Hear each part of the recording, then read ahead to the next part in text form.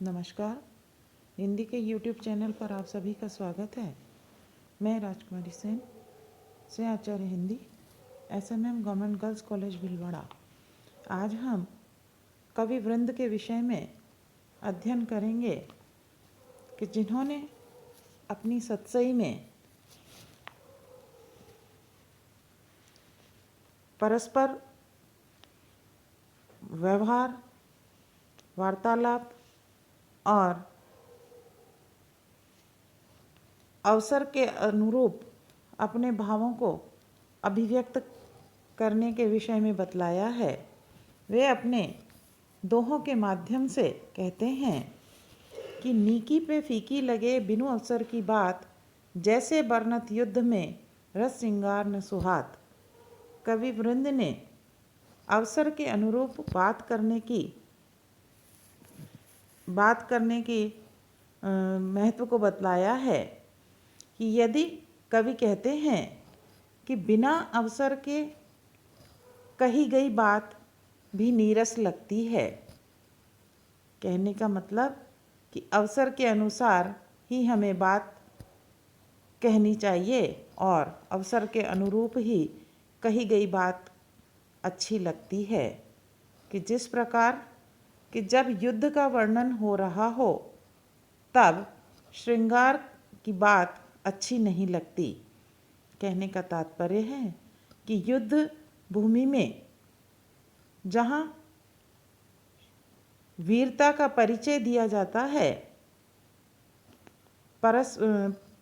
परस्पर शत्रु को हराने का, या यूँ कहें कि शत्रु पर विजय प्राप्त करने का शौर्य प्रदर्शन किया जाता है, उस समय श्रृंगार विलास की बात यदि कही जाए तो वह उचित नहीं लगती, अच्छी नहीं लगती। इसलिए कवि कहते हैं कि अवसर आने पर ही कही हुई बात अच्छी लगती है।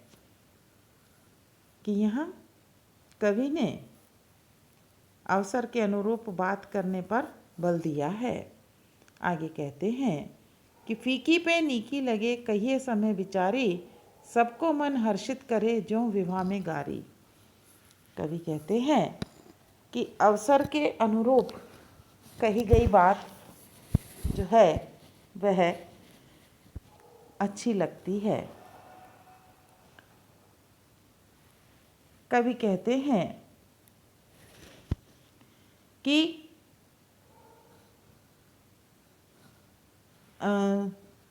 गाली अर्थात अपशब्द, कि यदि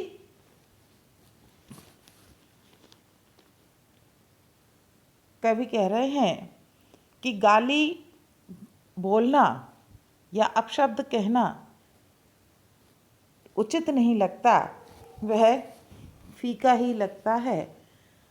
अर्थात कि अपशब्द कहे जाने से परस्पर कलह या झगड़ा होने का भय रहता है। किंतु यदि कवि कहते हैं कि समय देखकर, अवसर देखकर यदि किसी को गाली दी जाए तो वह बहुत ही सरस लगती है। कहने का तात्पर्य है कि विवाह के समय, विवाह के अवसर पर दी जाने वाली जो गाली है वह भी उचित लगती है। कि विवाह के अवसर पर कन्या पक्ष की स्त्रियों के द्वारा गाई जाने वाली जो गालियां हैं वह वर पक्ष को प्रसन्न करती है और वे उन गालियों को सुनकर बुरा नहीं मानते। तो कवि कहते हैं कि उस अवसर पर दी गई गालियों से मन जो है वह हर्षित होता है। इसीलिए अवसर के अनुरूप ही हमें बात करनी चाहिए। आगे कहते हैं कि अति परिचय ते होत है, अरुचि अनादर भाय, मलयागिरी की भीलनी चंदन देत जराए। कि यहाँ कवि जो है वह कहते हैं कि अत्यधिक परिचय होने के कारण भी उपेक्षा होती है। इसलिए कवि कहते हैं कि जिससे अधिक परिचय या जान पहचान होती है उसकी स्वभावतः उपेक्षा भी हो जाती है। इसी प्रकार आगे कवि कहते हैं कि अधिक परिचय से अरुचि और अनादर होता है। जिस प्रकार कि मलय पर्वत पर रहने वाली जो भील स्त्रियां हैं वह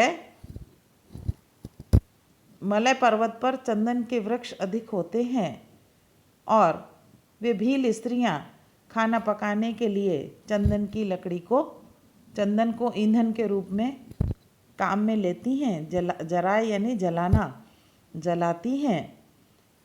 तो यहाँ कवि कहते हैं कि वे भील स्त्रियां चंदन की अधिकता के कारण उसका महत्व नहीं आंकती और चंदन को साधारण लकड़ी की तरह जलाने के लिए, खाना पकाने के लिए काम में लेती हैं। तो कवि कहते हैं कि इस प्रकार जो चंदन है उसका अनादर ही है। कि यहाँ कवि कहते हैं कि अति परिचय जो है, अत्यधिक परिचय जो है वह अनादर और नुकसान के रूप में बतलाया गया है।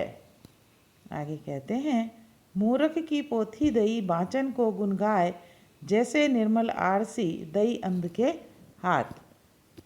कि यहाँ कवि कहते हैं कि मूर्ख व्यक्तियों को, कि आरसी यानी कांच, कि मूर्ख व्यक्तियों को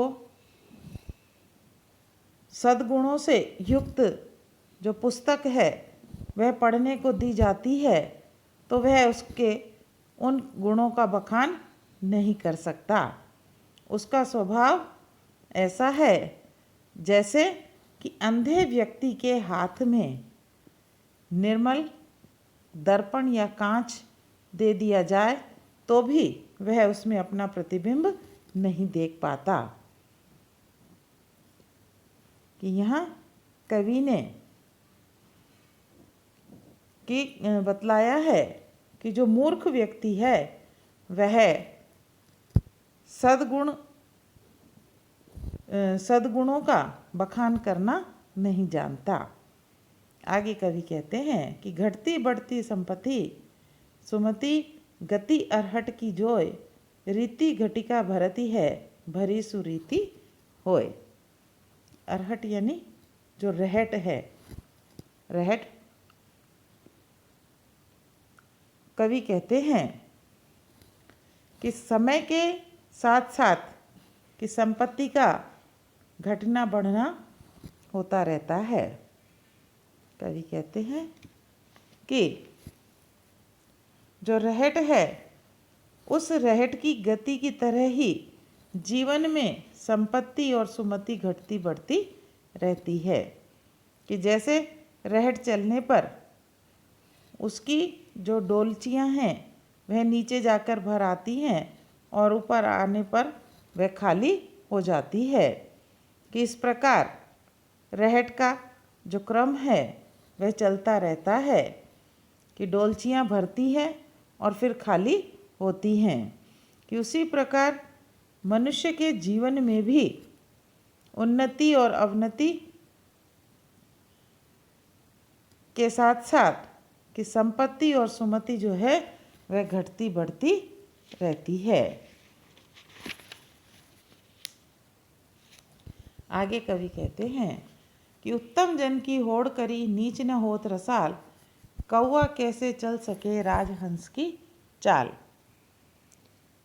कि यहाँ दुष्ट व्यक्ति और श्रेष्ठ व्यक्ति में जो प्रतिस्पर्धा है उसके विषय में बतलाया गया है कि कवि कहते हैं कि जो श्रेष्ठ जन हैं उनसे प्रतिस्पर्धा रखने पर जो नीच या दुष्ट व्यक्ति है वह उनकी तरह सहृदय नहीं बन सकता।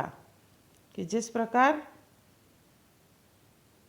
कि कौवा जो है वह राजहंस की तरह चलने की लाख कोशिश करे लेकिन वह उस राजहंस के समान नहीं चल सकता। कहने का तात्पर्य है कि दुष्ट व्यक्ति श्रेष्ठ बनने की होड़ तो करता है परंतु उसका स्वभाव दुष्टता का ही रहता है। इस कारण वह लाख कोशिश करने पर भी आम की तरह सरस, मधुर और व्यवहारशील नहीं बन सकता। आगे कहते हैं, जो पावे अति उच्च पद ताको पतन निदान, जो तपी तपी मध्यान लो अस्त होत है भान। कवि कहते हैं कि जीवन में जो व्यक्ति ऊंचा पद प्राप्त करता है अंततः उसका पतन होता है। कहने का तात्पर्य कि उन्नति के बाद अवनति जो है वह आती है। उसी प्रकार आगे कि जैसे सूर्य जो है दोपहर तक निरंतर तपता हुआ उत्कर्ष को प्राप्त होता है और उसके पश्चात जैसे जैसे दिन ढलता है सूर्य अस्ताचल की ओर बढ़ता है और अस्ताचल की ओर जाते जाते अस्त हो जाता है। तो यहाँ कवि ने उन्नति के बाद अवनति के विषय में बतलाया है। आगे कहते हैं, करे बुराई सुख चहे कैसे पावे कोय, रोपे बिरवा आक को आम कहाते होय। कवि कहते हैं कि कोई व्यक्ति दूसरों की बुराई करके स्वयं सुख पाना चाहे तो उसे सुख कैसे मिल सकता है। कि जैसे कोई व्यक्ति आक का पौधा लगाए तो उससे आम के फल प्राप्त नहीं हो सकते। कहने का तात्पर्य कि आक के पौधे से आम का फल नहीं मिल सकता, उसी प्रकार बुराई करने से सुख की प्राप्ति नहीं हो सकती। आगे कहते हैं, धन अरु जीवन को गर्भ कभू करिए नाही, देखत ही मिट जात हैं जो बादर की छाई। कवि कहते हैं कि व्यक्ति को धन दौलत और सुख वैभव का घमंड नहीं करना चाहिए क्योंकि धन दौलत और सुख कुछ ही दिनों में उसी प्रकार समाप्त हो जाते हैं जिस प्रकार बादल की छाया कुछ क्षणों में ही मिट जाती है। कहने का तात्पर्य कि बादल की छाया की तरह ही धन और जीवन जो है वह क्षणिक और नश्वर है, इसलिए उस पर व्यक्ति को कभी भी गर्व नहीं करना चाहिए। आगे, ओछे नर के पेट में रहे न मोटी बात, आध शेर के पात्र में कैसे शेर समाप्त। कवि कहते हैं कि ओछे व्यक्ति के हृदय में गोपनीय बात नहीं रह सकती, उसी प्रकार क्योंकि वह उस बात को तुरंत ही दूसरों को बता देता है। कि जिस प्रकार कि आधा शेर अनाज रखने का जो पात्र है उसमें एक शेर अनाज नहीं समा सकता, वैसे ही ओछे व्यक्ति के हृदय में ओछे व्यक्ति के छोटे से हृदय में बड़ी बात नहीं समा सकती है। कि यहाँ कवि ने अनुप्रास, दृष्टांत, उदाहरण आदि अलंकारों का प्रयोग किया है। आगे कहते हैं कि सरस्वती के भंडार की बड़ी अपूर्व बात जो ज्यों खर्चे त्यों त्यों बढ़े, बिन खर्चे घट जात। कवि कहते हैं कि सरस्वती जो विद्या की देवी है, उस सरस्वती के भंडार को खर्च करते रहने पर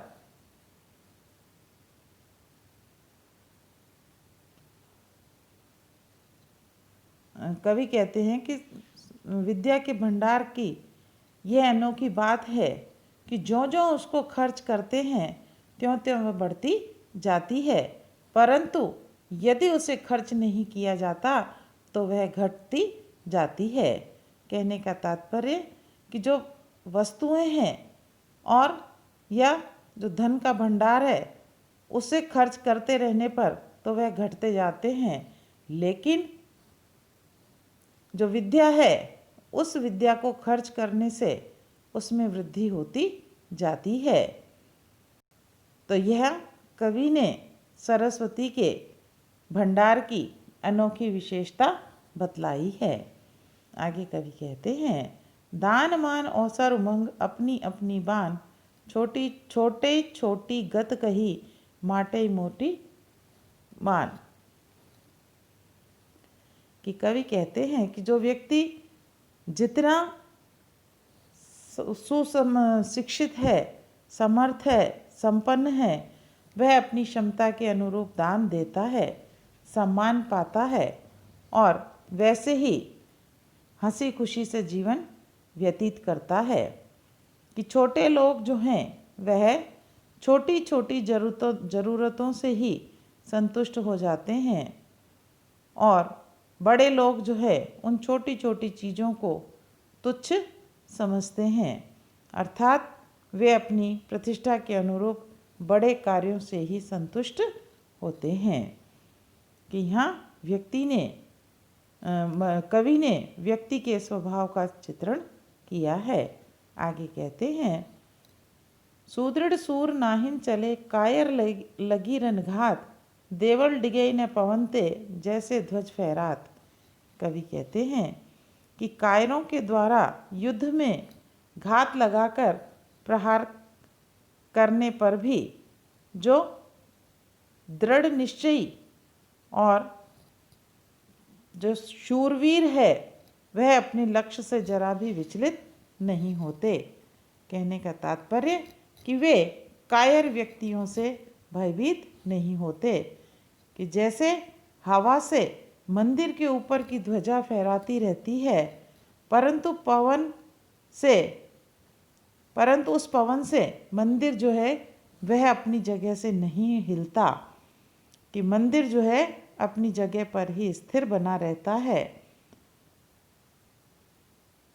कहने का तात्पर्य कि योद्धा जो है वह शूरवीर जो है वह अपने लक्ष्य से भटकता नहीं है और कायर जरा सा प्रहार होते ही युद्ध क्षेत्र से भाग जाते हैं। आगे कवि कहते हैं कि रहे न कबहु दोए खल, एक सदन के माही, एक मयान में द्वै छुरी जैसे भावे नाही। कवि कहते हैं कि एक ही घर में दो जो दुष्ट व्यक्ति हैं, खल यानी दुष्ट, कि जो दुष्ट व्यक्ति हैं वह एक साथ कभी भी नहीं रह सकते। कि जिस प्रकार एक मयान में दो तलवारें, दो छुरियां नहीं समा सकती, उसी प्रकार दो दुष्ट व्यक्ति एक साथ कभी भी नहीं रह सकते हैं। आगे कवि कहते हैं, गहत तत्व ज्ञानी पुरुष बात विचारी विचारी, मथनी हार तजी छाछ को माखन लेत निकारी।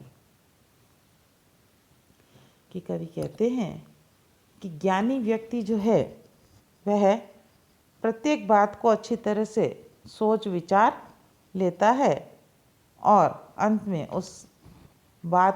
उससे तत्व की बात जो है वो ग्रहण करता है।